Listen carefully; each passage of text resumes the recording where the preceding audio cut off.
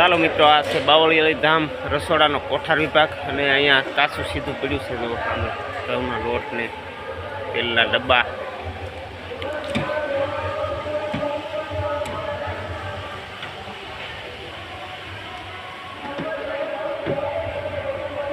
આ બધો મરી મસાલો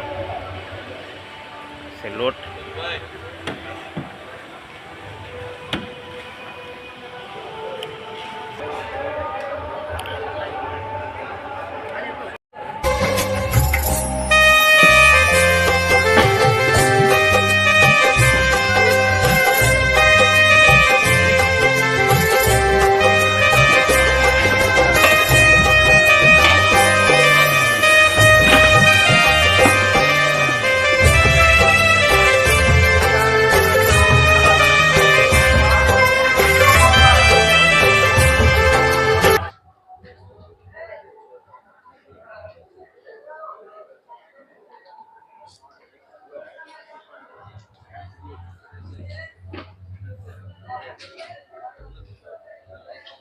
મિત્રો, એક ટ્રેક્ટર બટેટા પડ્યા છે. આનું પણ શાક બનાવવાનું હોય છે. શાક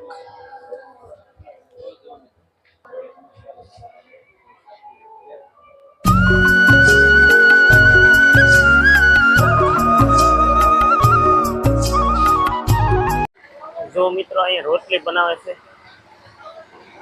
અને આ રોટલી બનાવી તૈયાર કરી. અહીંયા લાખો માણસો આખો દિવસ જમવાનું શરૂ હોય છે. આ તમામ વિભાગમાં રોટલી બનાવે છે. આ લોટ બાંધવાનું મશીન ઓટોમેટિક. આ રોટલીનો લોટ બંધાય છે, અહીં વણતા જાય છે. આ બેસન પડ્યો છે, અહીંયા તેલ ચોપડાય છે. તો મોટા મોટા ટોપ ભર્યા છે રોટલીના.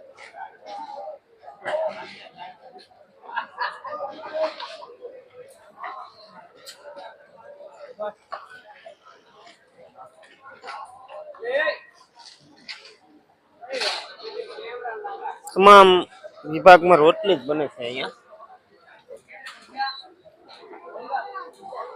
10 ગ્રુપ છે મિત્રો રોટલી બનાવવાના મોટા મોટા. અને અહીંયા કંઈક નવી રીતે લોટ બાંધે છે.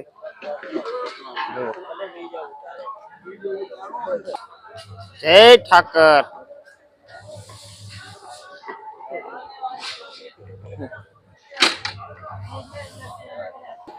જો મિત્રો, આ બટેટા પૌવાનો ટોપ કર્યો છે. આ બધા બટેટા પૌવા છે.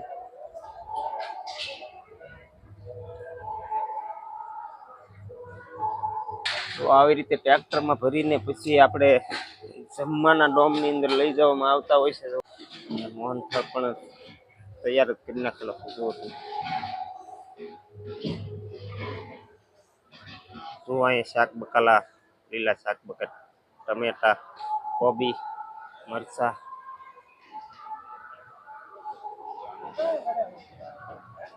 આગળ આની અંદર શાક બને છે.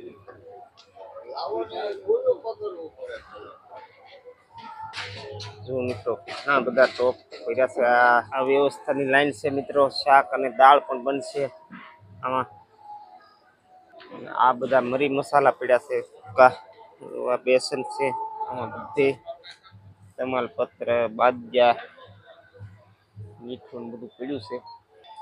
જો મિત્રો, વિશાળ રસોડું બાવળિયાળી ધામ. જો મિત્રો, આ બાફેલા સીણા છે અને પેલા ટોપમાં સીણા બફાય છે. આ બાફેલા સીણા છે. જો મિત્રો, આ ચણાનું શાક છે.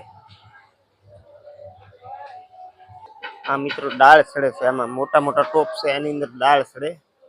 ધુમાડા નીકળે છે એટલે આપણે જોઈ નહીં શકીએ.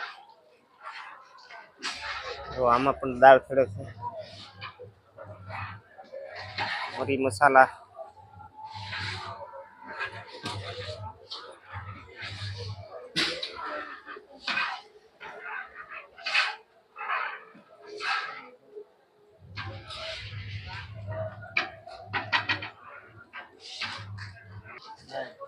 જો મિત્રો, અમે દાળ.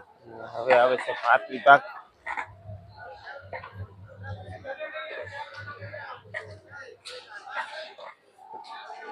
આ મિત્રો ચોખાના કટ્ટા ભર્યા છે અને આમાં ભાત ચડે છે. આ ભાત ચડી ગયેલા છે. જો